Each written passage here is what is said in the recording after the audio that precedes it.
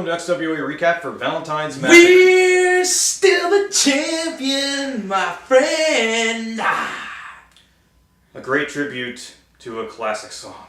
Jeff, could you please stop paying this really sad tribute to Queen and please take this seriously for a change? I'm always serious. Clearly. I'm a broadcast journalist, you know. Of course. Anyway, XWA presented Valentine's Massacre. For those of you who could not attend the event, here's what went down. In our opening contest, El Hansamo took on one half of the Renegades, Eric O'Connell, with Jack Spears in his corner. Now, let me handle this one as only a serious broadcast journalist can.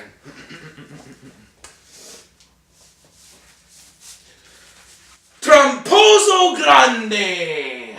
Are you auditioning for Telemundo or something? Hey, no nada descripto dos tramposos grande. If I know my Spanish, there's nothing that needs to be said about these two cheaters. Accusing El Hansamo of cheating as always, Jeff, but the fact is El Hansamo was the victor. After the match, we saw brute force run in, and like what they did to the Wave Riders the previous month, they nearly broke the Renegades in half. And to add insult to injury, they cut the hair of Eric O'Connell and threw it in the fans. Oh, please. That greasy hippie needed a haircut. If you ask me, those fine gentlemen in brute force did Eric O'Connell a favor. Brute force showing that they are mentally unstable as much as they are physically intimidating. Former XWA champion Dazzling Dick Durning came out to the ring and demanded a title shot against Joshua Kotsavasakis. Josh came out with the rest of the frat and told Durning that the roll the dice briefcase does not include a rematch clause. XWA president Nelson Hum came out and verified this clause, but he offered Dazzling Dick Durning a title opportunity. Take out one half of the Gyration Nation. Now, if you beat him, then next month you get the other one. And if you beat him on April 14th at XWA Strap, you get Kotsav for the world title. Oh! This is BS!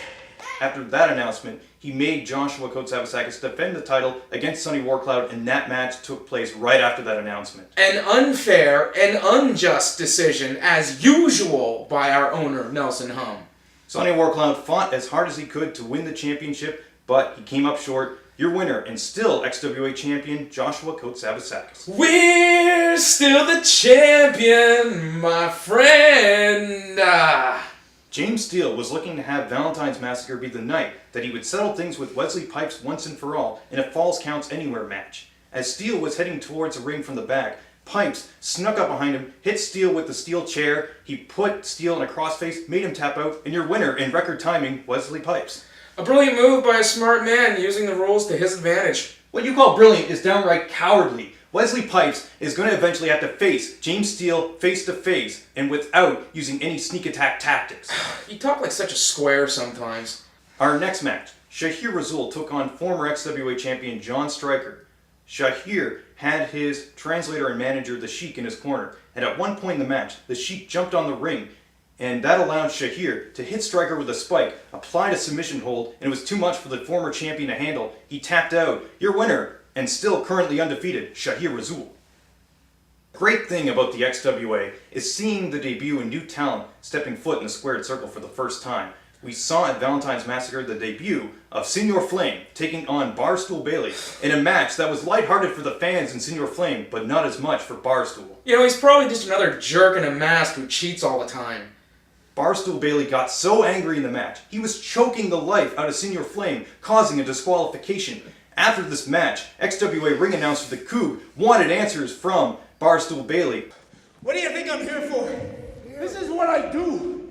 This is what puts bread on the table for my family. This is serious stuff, right? I mean, come on. And here, for the last couple of months, I get some loony bin dressed as Hulk Hogan. And now, what? Senor Fire Pants or whatever? I ain't no joke to these fans. So tell me something.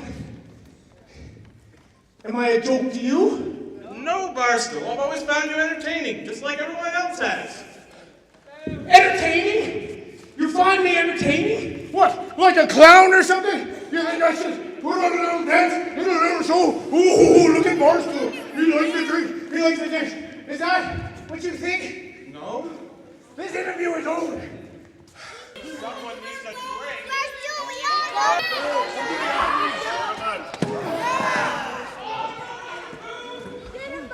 You know, if you ask me, that fro-headed goober got exactly what he deserves. Who does he think he is mouthing off to a fine gentleman like Barstool Bailey?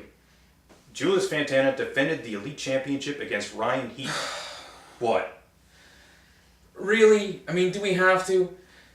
Ryan Heath came out dressed as Julius Santana. I'd like to dress something to smell and hum. I call you that because you smell. Particularly you stink at taking care of your injured workers.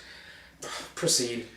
Ryan Heath's associative disorder had him come out thinking that he was Julius Santana, and as good as an imitation that he was doing, there's really only one Julius Santana. Look, the match was good. It was back and forth, and it really did look like that Ryan Heath had the match well in hand. However, towards the end, Julius Santana was about to hit the 450 when he was distracted by Johnny Versace on screen, going through his belongings. Heath thought he could take advantage of the distraction, but Santana was able to pull out the victory and retain his Elite Championship. You know, this just proves that Versace is as savvy in the ring and with the mind games as he is with his fashion sense and style. Versace has his sights set on Santana and his Elite Championship, and he's getting the ire from Santana by using these mind games. Our main event. Folks, Jeff and I often have a disagreement when it comes to the rules and the conduct that the wrestlers have both inside and outside the ring. But we can agree that this match between Dazzling Dick Durning and Chip Chambers was a classic.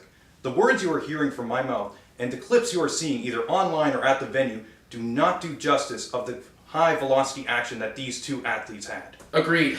Both competitors left their hearts on the mat for this one. It's going to be hard for any two wrestlers to live up to that match.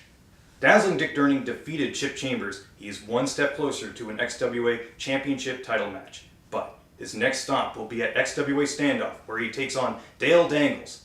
Also, you will see Julius Santana defend the Elite Championship against Johnny Versace. That's again, XWA Standoff, March the 10th, Samuel de Champlain, doors open at 7, bell time 7:30. Don't you dare miss it.